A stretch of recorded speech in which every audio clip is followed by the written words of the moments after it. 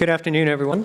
Thanks for staying around for the final session. Last but not least, as they say, we've heard all about the educational opportunities and challenges facing us to get a quantum workforce, and now we have an industry panel that's going to be starting off with that anyway, talking about where that workforce, where those students need to go and how they can help further the quantum revolution. So my name's Paul Kwiat. I'm a professor of physics at the University of Illinois, also one of the founding directors of IQUIS, the Illinois Quantum Information Science and Technology Center. And I'm happy to be able to introduce the moderator of this session, Liz Rouch, who is the general manager of quantum engineering solutions from Keysight. All the experimentalists in the room certainly know Keysight because they've been trying to help out all areas of quantum information processing, computing, sensing, communication, and such. So Liz is going to preside over this conference, over this workshop, I should say, panel, and it's quite exciting because these are all members from the Duality Accelerator program. So I'll leave it to Liz. Great, thank you. Hope everybody's stocked up on some sugar and coffee at the break. All right. So my name is Liz Rouch. I'm with Keysight Technologies, and as we heard in the last session, that workforce pipeline is really important. My journey, I think, in technical studies started with my dad being a chemist and inspiring me at a young age, and making sure as soon as I got into high school that I was able to take the right physics and chemistry classes to pursue ultimately a degree in engineering later. So never too early to start. We're going to be shifting to the other end of the spectrum today with these 6 entrepreneurs that have started and are forming their own companies at this time. So from an agenda standpoint for the panel, we're going to do a brief introduction of each of the panelists. Then we're going to go through some prepared questions, as you saw in the last session. And then finally, we'd like to get questions from the audience, with priority going for those in the room, as you've seen in other sessions, but also encourage you to ask questions online as well. So with that, let's get started. So I've been fortunate to be with one company for 27 years, but during that time, it's had 3 names. So I started off at Hewlett-Packard, then that evolved into Agilent Technologies, and as of 7 years ago, Keysight Technologies. My background is in electrical engineering and business with an MBA out of Boston University. So when we talk about the quantum physicists and then all those other people required to enable the quantum revolution, I guess I'm in the other category. So one company, 3 names. I'd say I'm also working on 3 degrees because we've got over 25 quantum physicists in my team now, so they've been teaching me a lot of quantum principles over the past several years. I've had the opportunity to work in 3 or 4 locations for Keysight, so Massachusetts, California, Colorado, and Beijing, China.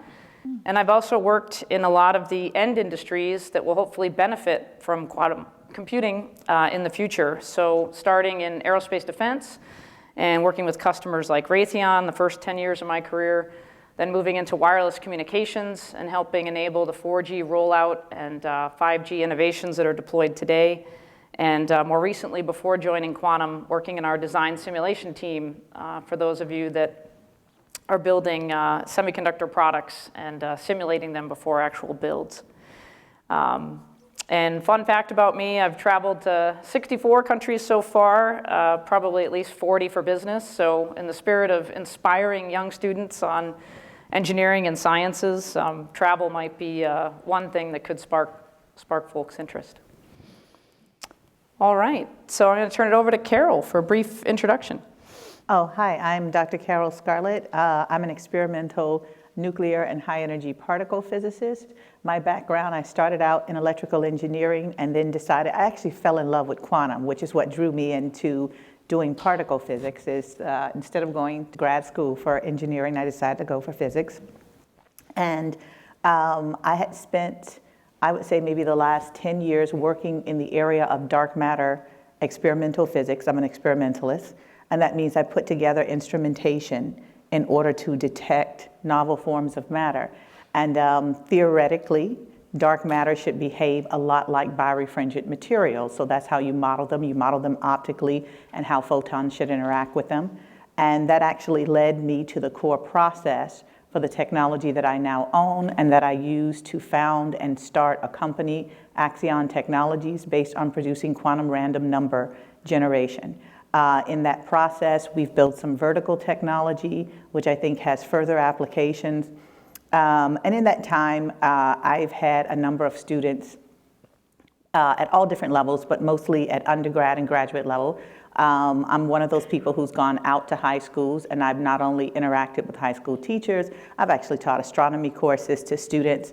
I always say that astronomy is such a beautiful field that we can find hundreds of potential physicists there. The issue is always math. So everyone tells me they love astronomy but can't do the math, but I think we can prove that wrong too.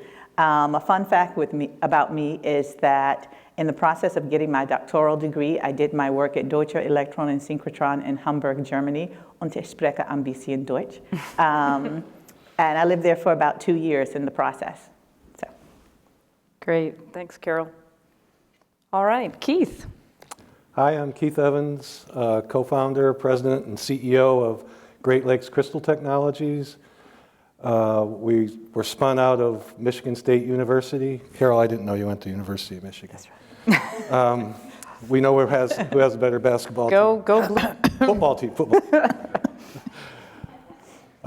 So I've been in semiconductors my whole career. I started out at Wright-Patterson Air Force Base, developing cutting-edge gallium arsenide technology that was part of the activities that led to the big cell phones going from this size to this size. Once gallium arsenide took some market share away from silicon in those. And as you can see, I think up here, I've been active in gallium nitride, gallium oxide, all kinds of semiconductors. And the spark that got me excited about starting a new company is, well, I found out what it's like to be number 40 or number 400 at other companies. And I just wanted to try something brand new. And what we've learned along the way is you've got to have a great market opportunity, you've got to have great technology, and you have to have a great team. And that's what the investors look at primarily, at least initially. And so I felt like I had reached that point when I looked hard at diamond technology and this huge pent-up demand for really high-quality diamond materials. We've heard about some of that today. And then the technology that's been being baked, as one of our advisors calls it, baking diamonds at Michigan State University for 35 years, looks superb and has already demonstrated many of the properties that are required for successful implementation and solving the problems in those markets. And then we have a world-class team. And I'm used to being the technical leader of our teams. That's not the case anymore, and I'm a businessman, is what my friends say. But Professor Tim Grotjohn at Michigan State University is phenomenal. He's a great human being. He's a world leader in diamond materials and device technologies. And then we've got a chief scientist and a director of production, both PhD level people that have come out of his group recently. So again, and a fun fact about me is I like, it's there, yeah, I love to sing silly songs, which I won't repeat here with my grandson. Thank you. Maybe at the next break. Yeah. All right. Pranav. Hey everyone, nice to see you all in person. My name is Pranav Gokhale. I'm the co-founder and CEO of Super.tech. So I got my start in quantum and science, like you, very early. I lived near NIST in Maryland, and it was just bike ride away. And they had one of the first quantum cryptography systems in the world. And I somehow managed to get an internship there. Don't really think it was compliant with labor laws, but somehow managed to do it. But that was really what sparked my interest in quantum. It's a very strange field and yet has these potential applications. And after that, in college, I studied computer science and physics, got acquainted with Professor Margaret Martinozzi, who's one of the luminaries in our field. And she introduced me to yet another luminary and pioneer, which is Professor Fred Chung. So Fred Chung at UChicago was my PhD advisor. And he directs one of the largest investments from the NSF into quantum computer science. And that program, our research was about bridging this gap between quantum hardware that exists today and is emerging in the next couple of years to practical applications, doing things that ultimately have commercial viability. And Fred became my co-founder and chief scientist for Super.tech, so that was the sort of founding story there. And otherwise, my fun fact, as it says there, is that aside from my quantum stuff, I've also studied very intensely for pizza making. So in 2017, I traveled to Italy, to Naples, to learn pizza making from the greatest pizza chef alive, which is a very tough experience, but valuable life skills learned. Great. And as I was teasing you over email, I don't suppose you were learning how to make deep dish in Italy, so. That's not pizza, that's casserole. All right. We have a lively panel. Thanks for waking the audience for us. All right, Kanav, please. Hi, I'm Kanav. I'm a founder and the CEO of qBraid. qBraid started from, like as most of the companies, it's a spark from what you do the most. So I was working on quantum simulation, and my local environments, software development environments, kept breaking. And that's where I realized there need to be a better solution where you could manage this for people. And part of the idea also came from this article in 2018 from New York Times, which estimated there to be less than 1,000 experts in the world in the field of quantum computing. And then the idea was, okay, if you go out like 6 to 7 years and argue that there are 150 to 200,000 people in the field, and right now there are 1,000, where are those people coming from? So we need to provide a better experience for them to get started and have cutting-edge research tools, access to research tools. That's where we put together an online platform. We keep on making it better and hope that we can add a lot of value to people doing awesome stuff. I got my PhD in physics from Dartmouth College and a bachelor's in aerospace engineering from Indian Institute of Space Science and Technology. As I mentioned, I worked on quantum simulation algorithms. I also worked on in a fabrication facility. That's how I got into grad school. I had to argue, look, I've been working on experimental stuff. I can do experimental physics. Then I ended up switching into theory. Anybody who's interested in switching fields, it's definitely possible. A lot of work, but it's worthwhile and possible. Fun fact, the college I went to was by Indian Space Research Organization, and I ended up working on the trajectory design for the Mars mission that happened in 2013. Great, thank you. Michael, joining us remotely. All right, thanks. Hi, I'm Michael Flatté, the Chief Scientist and founder of QuantCAD. I'm a university professor with a large theoretical research group exploring the properties of quantum noise. My interest in quantum theory began early. One of the first talks I heard as a graduate student was Charlie Bennett speaking at the KITP in Santa Barbara on quantum money. I was trained by Walter Kohn, an outstanding mathematical physicist who instilled within me a love of fundamental theory, as well as an interest in applying ideas to important and realistic situations. After I achieved tenure, I decided to strike out in a new direction for me and direct my future research into the emerging areas of quantum coherence and quantum technologies. And as a result, my work focuses on connecting the fundamental aspects of quantum theory to the development of practical quantum devices. In the course of my group's research over the past 20 years, we developed many tools for simulating the properties of modern materials, especially noise. I founded QuantCAD with an initial goal of securing the exclusive license to these tools, knowing they were of interest to other academics, as well as to government labs and to industry. And use of these tools through licensed software and services enabled national lab researchers to make significant improvements to infrared detectors and commercial engineers to improve infrared sources for biomedical sensing. Now, events such as this Quantum Summit and programs such as Duality show how the interest in and market for quantum devices is rapidly growing, making the timing right to address quantum noise with microscopic simulation tools.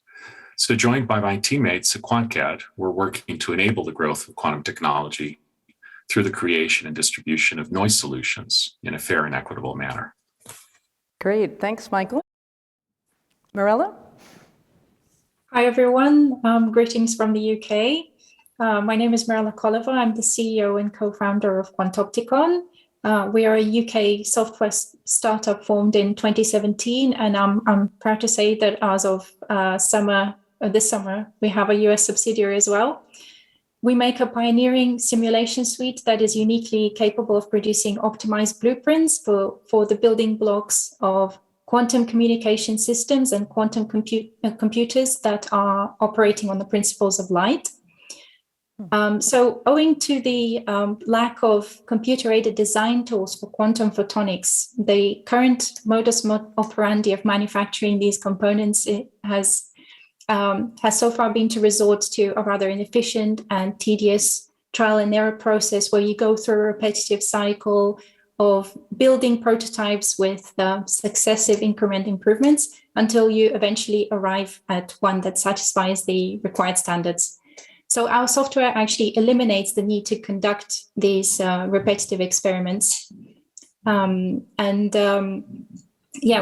basically replace them with in silico simulations, and then we pass through nearly all possible device parameter combinations in parallel to identify the one set that renders the optimal performance and the desired characteristics of the device.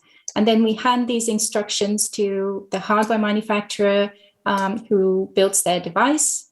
And the devices that are built are, for example, qubit registers with a long coherence time, or a solid state single photon source with near unity photon purity indistinguishability. And in essence, what we do is we streamline and accelerate the building of quantum devices running on light, and we make it much easier and more affordable to scale up these technologies. So a few words about the makeup of our company. At the helm of the company is myself as Chief Scientific Officer, and Dr. Gabi Slavcheva is the Chief Scientific Officer. I'm the Chief Executive Officer, and Dr. Gabi Slavcheva is the Chief Scientific Officer. Gabi is a well-respected theoretical physicist and a leader in computational modeling of quantum optical structures and devices.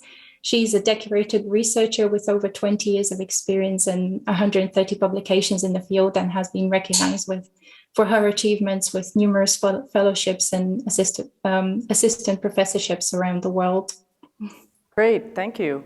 So quite a diverse panel, right? We've got diversity of geography, diversity of experience, some coming right out of university, some of us working in industry for some time, and hardware and software companies, right? All trying to pioneer in this quantum landscape, excuse me. So we heard a lot about the spark from each of the panelists here today.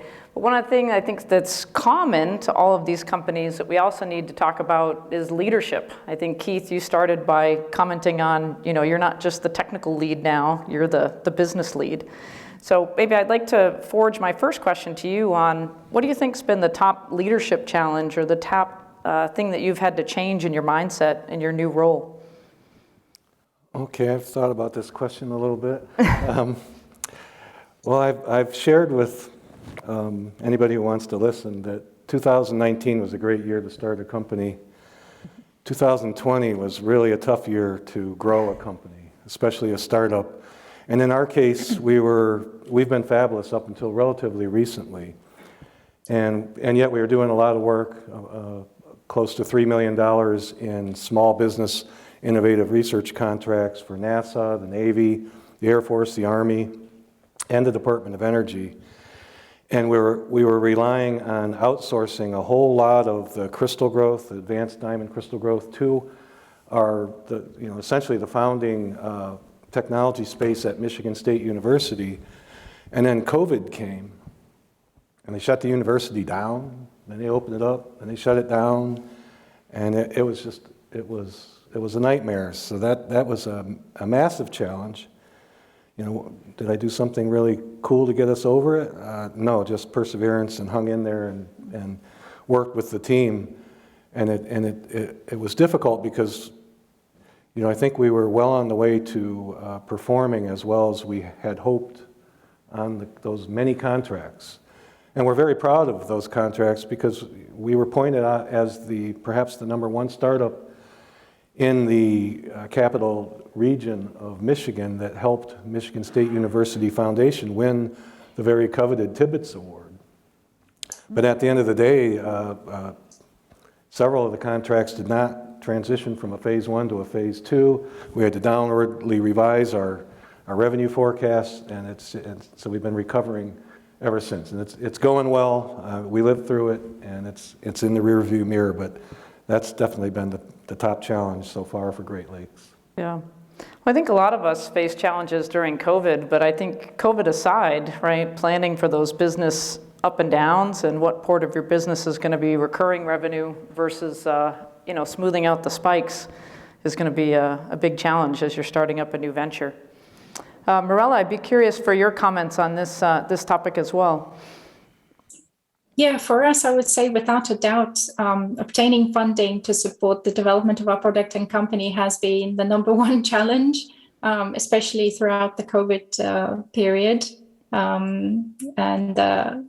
Applying for grants is a full-time job, and there's no guarantee that you'll get it in the end. We have been quite fortunate, though, that we have been awarded a couple of grants thus far. We got one from Innovate UK. UK's innovation agency in the earlier days, and we recently got one from the European Space Agency, actually just this month. And we, of course, we received a sizable grant from Duality, from the Duality Accelerator, which we are very grateful for.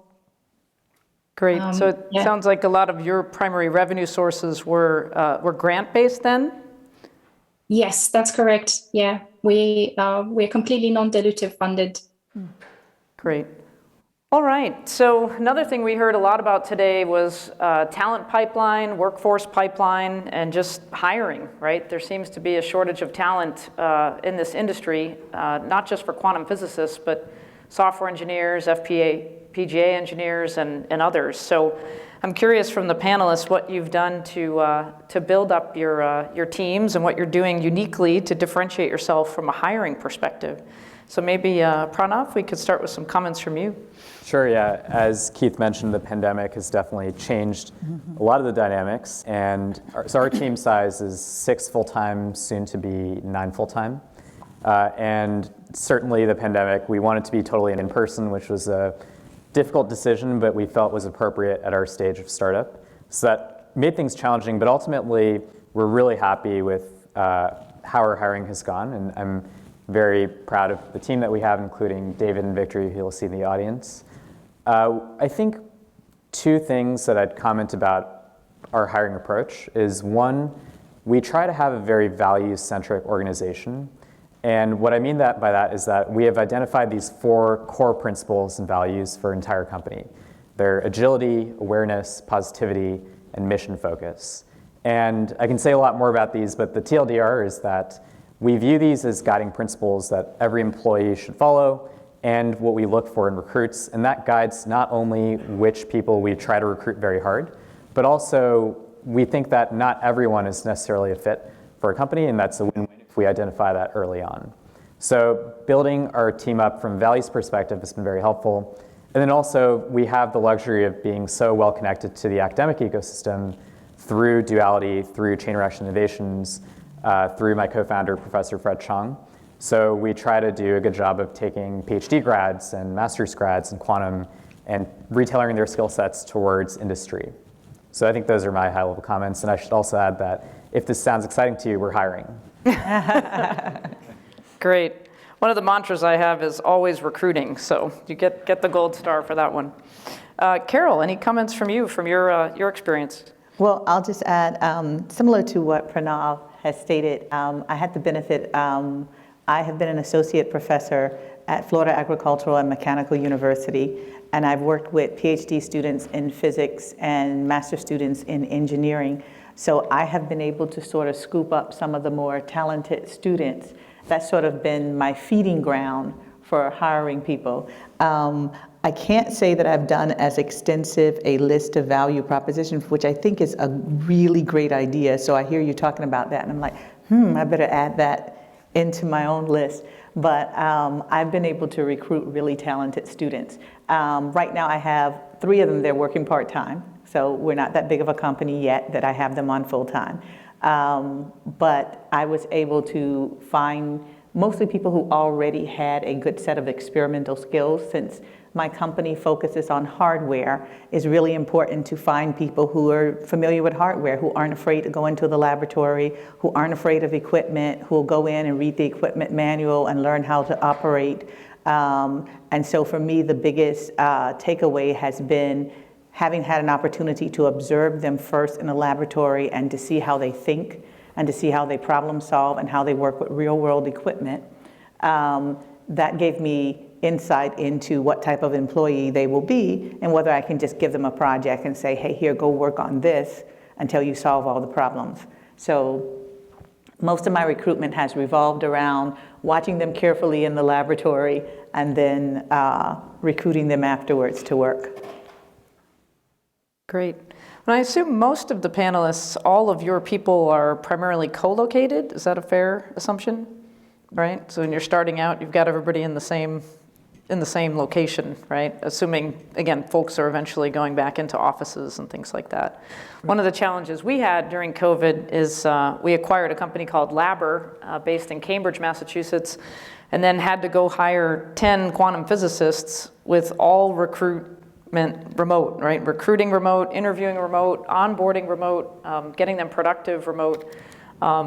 And that actually worked out okay because our team is spread out over 7 locations. So we're actually used to remote work. And when pandemic hit, it just meant we were doing that remote work from home. So it's interesting, as your companies grow, you might think about people in different locations, or as you're sourcing talent, being more flexible on remote work in order to staff up faster. So that's great. All right, so one of the things that Keysight looks at when we're acquiring companies is what's your revenue, right? What customers have purchased your solution already? And we talked about that with some of the panelists earlier. But what are some things that you're doing to actually establish credibility with customers specifically in promoting your solutions? And again, I'll start with Pranav for this one. Sure, yeah, and for some context, we launched our flagship software product in beta in August, and the publicly announced users include national labs like Argonne and Berkeley, as well as companies like Morningstar, the financial company. And we're going to announce a couple more big names joining in December. So I certainly want to agree with the premise of this question, which is that it's not the same thing for a new company to sell versus a big established company. And it's essentially a trust thing. With big companies that want to work with a startup, they have to know that the ethical principles of the startup are totally solid, and also it's going to be around for more than 6 months. And I think I would say that all of the users that we've landed, none of them are like selling a pair of jeans or something where it's like the decision is made in 10 minutes. It's more of a generally 6 to 12-month relationship that we cultivate and show that, hey, we're going to be around. We will give you an accurate assessment of the quantum industry, not hype things that are overhyped, but also point out things that would actually be valuable to your organization.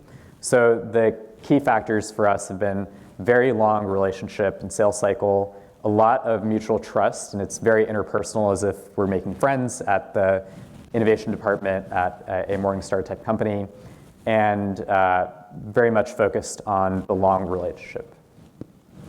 Great. And Yeah, I would echo a lot of the same things. I think it's just a function of 2 things: time along with ethics. So time, you just cannot accelerate. You have to be around, and they want to see you say things over extended times, and they want to see you execute. So that's where one thing you can just like keep marching towards your mission, and hopefully people will see. The other thing is, if you keep saying true things and don't buy into hype, that is sometimes could get hard, where a lot of people are claiming a lot of big things. So when you're clear about your value proposition and what you can add to their businesses, or even to their workflow, and then it's just wait and watch, like let them use it, and hopefully they'll see the value. great. So painting a clear vision and then delivering consistently along the road. So that's great.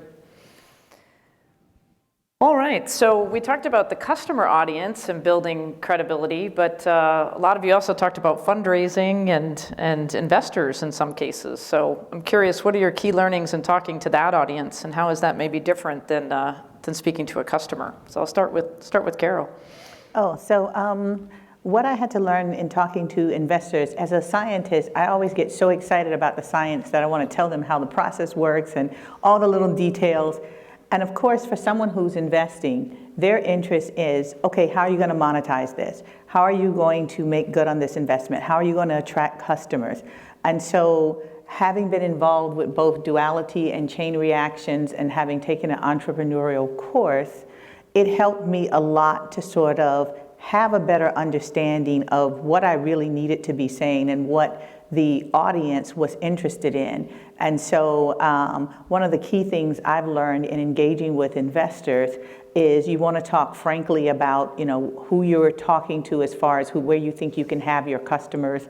You also want to talk frankly about what in terms of a business, sort of what you think that your revenues will be and how you got that model, whether it's top down or bottom up, and how realistic is it. And then you want to look at the overall infrastructure and how that's changing and who are your competitors. So I've learned to speak a completely different language than just, oh, isn't quantum mechanics really great? And here's all these wonderful devices we can make out of it. So I think the key takeaway is when you're talking to someone, especially as an entrepreneur, making sure that you really have, that you've done all the legwork with your company, all the company details, you're armed with how you think that your company is going to progress. And that's what you want to talk to investors about. Like, that is what's key. Great. Thanks, Carol. Well, one of the questions that I often get asked are, what does Keysight look for when we're acquiring a company? And so I wanted to share that based on 3 experiences. We've actually acquired 3 companies in quantum in the past 5 years, and we've acquired over 15 companies in our 7 years as Keysight in total. So some of the things that we look for that I've hinted at a little bit are, who are your customers, right? It doesn't have to be 10s or 20 or 100 customers, but do you have 1 or 3 or 5 or 7 key customers that are using your solution, that are willing to talk about it, perhaps in the marketplace, and validate that you're adding value? So the first is, do you have customers? Do you have a revenue stream? The second, I would say, is how are you positioned for growth, and how could we scale that? One of the things that Keysight brings as a benefit to a lot of the companies that we acquire is we have a very extensive sales channel. We have over 1,000 salespeople, and they're all technical, electrical engineering type degree technical people that are deployed globally. So what can we do to scale your product quickly? And then the third, I would say, and I've talked to some of you in the software space, is what can you do in terms of recurring revenue? So I'm happy to say the companies that we've acquired are all subscription-based companies, right? We talk about subscription, or these days cloud. Cloud-first mentality for software is really important. Of course, if you're a hardware company, we'd be looking at things like gross margins and how does that harmonize with our goals in that area. But looking for software companies and that annual recurring revenue is really important to Keysight. The other thing that I've learned that's also very important is cultural fit. And cultural fit is a hard thing to put on a slide or a hard thing to talk through. And what I'd say is we do a lot of collaborations and a lot of partnerships with people before we acquire them. So learning that cultural fit, learning that how the teams interact with each other is really important. And it's kind of you got to drive it to do it, right? It's not something you can just talk about. So those are some things that we consider when we're looking at acquisitions. So we've also heard a lot today about duality and the mentor program and how people are getting advice in this space and continuing to drive success. So I was thinking we'd actually go clockwise here on this one and start with Michael. I'm curious, who have you sought out for advisors and maybe a couple of the key learnings from them? Yeah, well, I think I'll start with what we need to look for, because university professors like to think of themselves as entrepreneurs. This is delusional in the sense of a startup. They do some things that are very similar to entrepreneurs in terms of fundraising, but in reality, they're embedded within a large bureaucratic organization that's really poor guidance for how a startup has to operate. So the university is filled with a lot of safety nets for faculty and staff, and has been around or plans to be around for centuries. This is not the startup reality. So, we really have sought out advisors who are knowledgeable about the nuts and bolts of small business, from business plans to finance to marketing to legal issues. And I guess I would say the most important message we learned from our advisors is the critical importance of focus.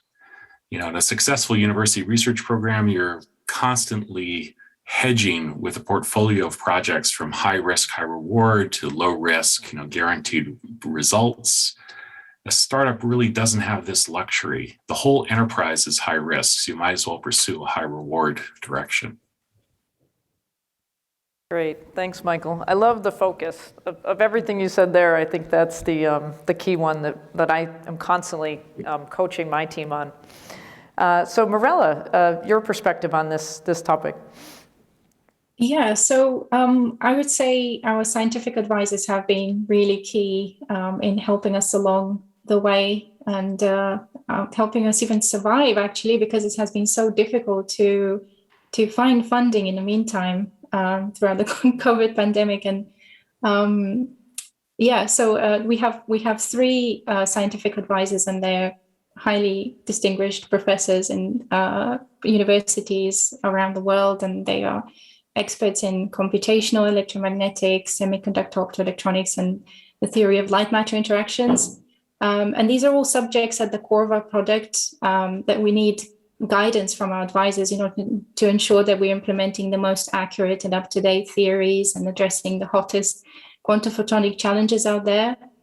They have also been incredibly helpful in respect of the fact that they're very influential individuals in high places with large networks of valuable contacts. And we have, I think the crucial thing we have learned from them is the importance of being well connected, and also how to develop strategies to interact effectively with large established tech companies, which is something that I don't have an intuition for. And for someone who is very inexperienced, it's actually it's a very easy pitfall to sort of succumb to the pressure from large tech companies and to kind of play along with what they want what they want you to do.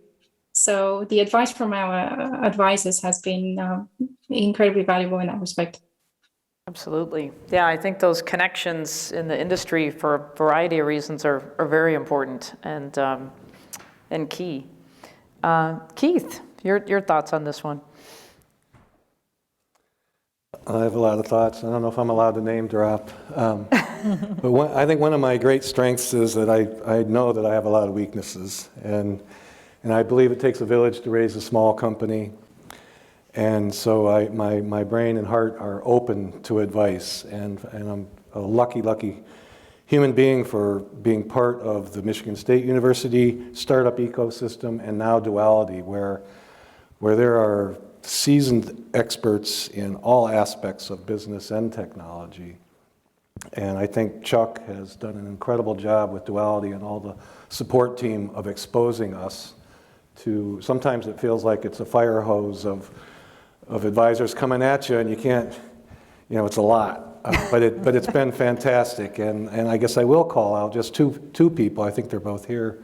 I know they were earlier. Moose Chagall from the Booth School of Management. He's adjunct there. He's just been a force to be reckoned with. He gets me worked up, and if you know him, he's the Energizer Bunny. But he's done so much, and he knows how to kind of kick me in the butt and get me going in the right direction and have me feel okay about it.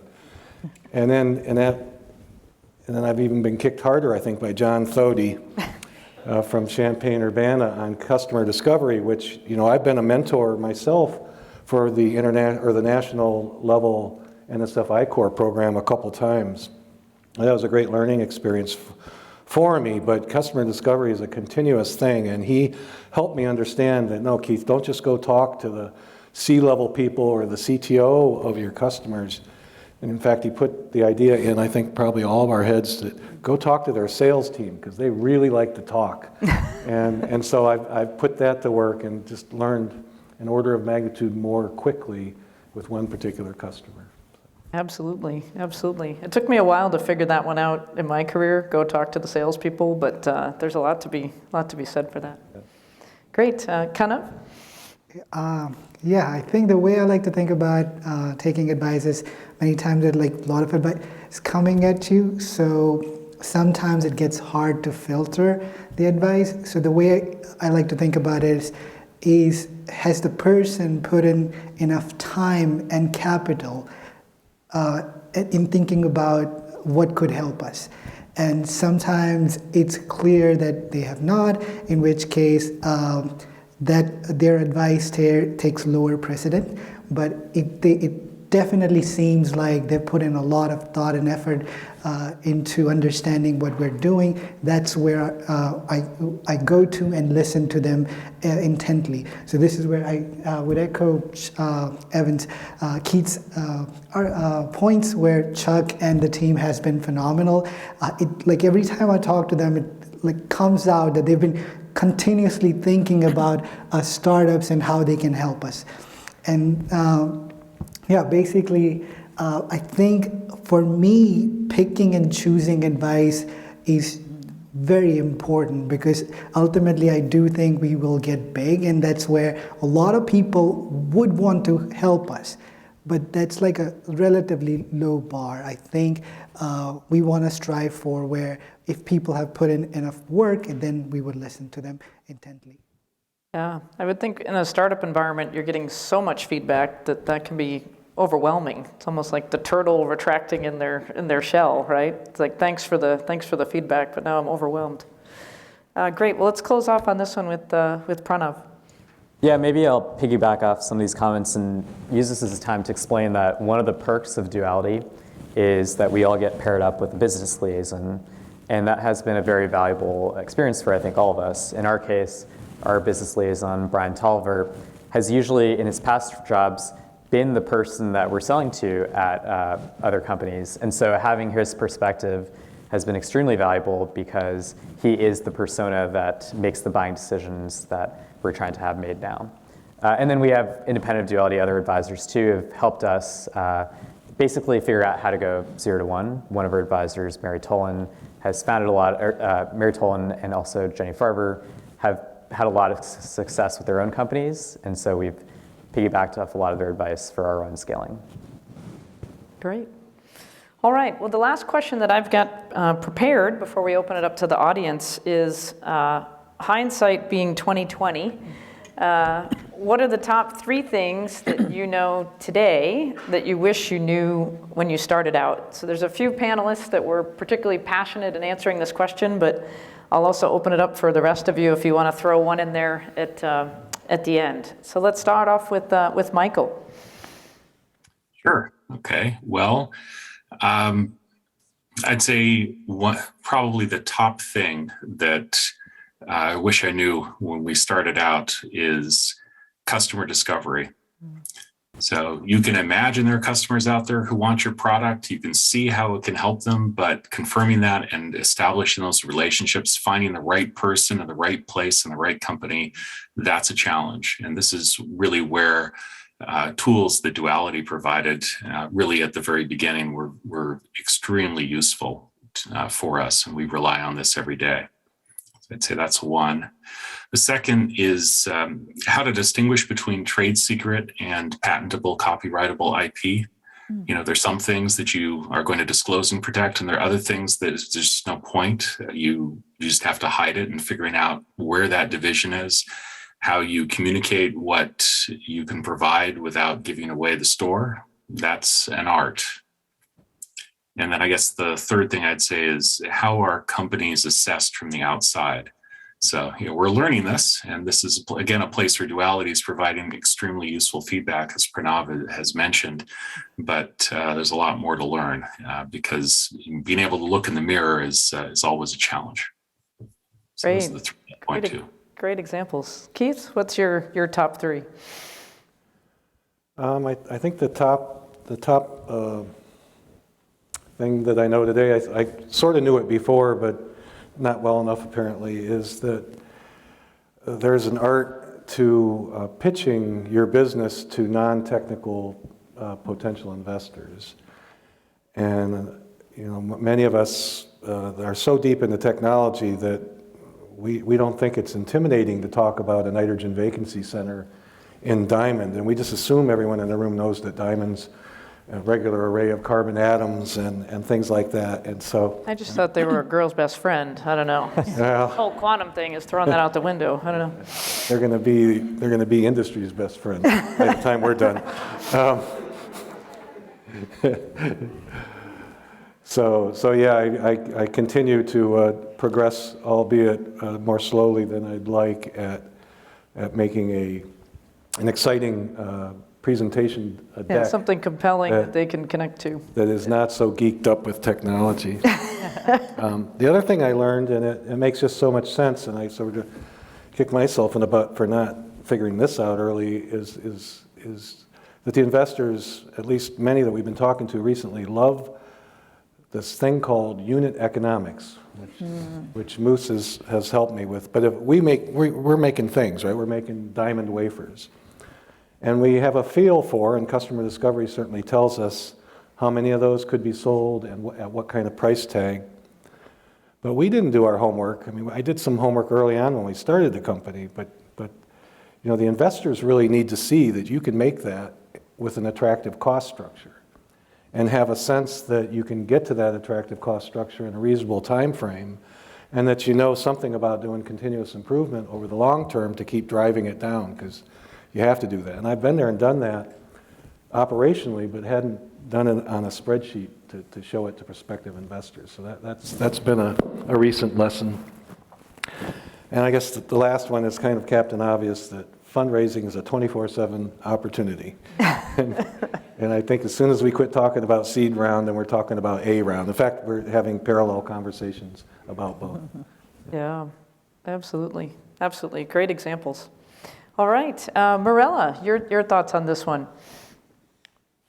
Yeah, I didn't expect that starting up a company would be so difficult and grueling, actually. I mean, I'm currently spending something like 60 hours each week working on Quantopticon, and it's obviously not a sustainable solution, but it's definitely necessary in the early days. Another thing that I didn't expect is that you need to do a lot of validation on your idea. People don't come up to buy your product just because you've published results in a top journal. You know that it's brilliant and it's going to help them tremendously. They want to see demonstrations of the product's value on a real life problem with real life collaborator or customer. That's something that I didn't know when I started out, and this is quite a formidable challenge, actually. And the third thing I wish I'd known at the beginning is not to be afraid to admit that I'm not certain about some things and to ask for help as well. For instance, if I want to check my assumptions about the market or my business model, that asking questions is absolutely pivotal at this point in time for me to learn how to grow and survive as a startup as well. So I think that's just something, just a vestige of academic life, I think, where if you admit that you don't know something, that you have a gaping weakness, a gaping hole in your persona, I think in the business world, or at least in the startup world, it's incredibly valuable to ask lots of questions at the beginning and not to worry about what people may think about you, and just learn and just focus on building your venture, and you'll succeed. Yeah. Well, certainly advice I'd give to all of you and anybody that's watching either here in person or virtually is it's absolutely okay to say, I don't know. And if that's uncomfortable for you, the best tip I could give you is when somebody asks you a question that really stumps you, is answer with a question. You know, can you tell me why that's important to you? Right? And turn it into a discovery process, right? Because sometimes I see people get stumped and focused on answering the question. And it's the other thing I always ask is, well, what's the question behind the question, right? What's the real thing that you're inquiring about? And that gives you a little more time to collect your thoughts and turn it back to them to help you with discovery. So that's something to maybe get comfort with as you're interacting with people. And it could be a technical question, it could be a business question. So, great. Well, I think at this point we're going to open up to questions to the audience. So are there any questions in the room? Hi. How would you describe your companies in 5 words? In 5 words.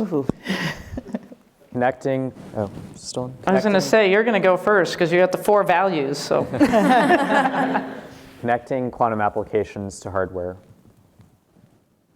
Cloud-based integrated environment for quantum computers. That's maybe one more word. Cyber securing the future of data? Enabling the power of diamond. for us, it's connecting and securing the world for Keysight. Mirella? CAD tools for quantum photonics. And Michael? Information, not noise. That might be the winner. Great question. All right, are there any other questions in the room? One back here. How do you handle the rejections? The question, how do you handle the rejections? You know, as an early startup, there must have been plenty of times when like you got declined, you lost a competition, you didn't get the funding that you wanted. How do you process that? How do you move on to the next one? It's like falling. How do you learn to get back up? That's it. I'd add to that, usually what you try to do is look at why were you rejected. If there's some sound reason, like for example, if someone says, if I apply for a grant and they say, hey, you know what, that's not quite in our sphere, then I know, okay, I have to read more thoroughly what it is that they're looking for because I'm not providing what they're looking for. Or if someone says, you know, okay, I think there's going to be too many competitors in that realm, then I go look at the competitors and see, well, how can I fortify my application? So whenever I have a rejection, my immediate knee-jerk reaction is, okay, let me try to understand what the person is saying. If they're saying something that I can do something about and I can come back and reapply, or I can use that in another application, or if it's just for no particular reason, in which case you just move on. Great. Any other thoughts from any of the panelists on that? Michael or Mirella? Sure. So I completely agree with what Carol said. I think that summarized it really well. You know, I would also say that if there's one thing that an academic career prepares you for, it is rejection. So therefore, you know, that's one of those skills that you can get from, you know, often from graduate school or from, you know, from future activities in the academic community. And it's always figuring out how to improve once you get that. Yeah, I'd just tag on one thing as well. One of my early mentors told me that the sales process starts when the customer says no. Right? Otherwise, you're not selling, you're just taking orders. So anticipating the rejection, I think, is a key thing. In particular, also, when I'm trying to drive change in my organizations, whether it be smaller startup like the quantum group I'm running now or others, is I actually invite the rejection. So I pitch an idea and I say, tell me all the reasons why this will fail. And so I seek it and seek it and seek it and listen, and I don't try to react straight away, but take some time to process that. And then I come back and say, well, what if we had to do it? What if the CEO called and said, we're doing this? What would we do to make it happen? So those are some things to not be afraid of rejection, right? That's going to happen. Right. So. Well, I might add to the conversation. I Sure. agree with everything I've heard, and the word process came up from, I think, all three of you guys. So rejection is a point in time, something that happened, and the question is, do you have a process by which you can use that information and do better next time? And it fits with starting out with the rejection and turning that into a win if you have the right process. And of course, you will do that a certain percentage of the time, and then you seek to develop and implement processes to continuously improve those outcomes. So it's all about the processes. Yeah, that's great. Any other questions from folks in the audience? Otherwise, I'll be curious if there's any questions online. We could take an online question. All right, so in a field with grand promises, how do you strike a reasonable balance between selling quantum computing and over-promising without losing the customers? Great. Is there anyone that wants to take that one? I can take that. I think it involves a lot of introspection every time, and you also have to put in checks and balances yourself. So whenever I'm having any meetings, first internally, you build a culture where we don't say anything we can't do. That's of utmost importance to us. And then whenever we're in a meeting, if I'm saying something and I'm excited, if I say something, then I generally have someone on my team who I always encourage, if I said something, please stop me and we can correct it. The other thing is, it's always okay to make mistakes, but as long as you're happy to correct them.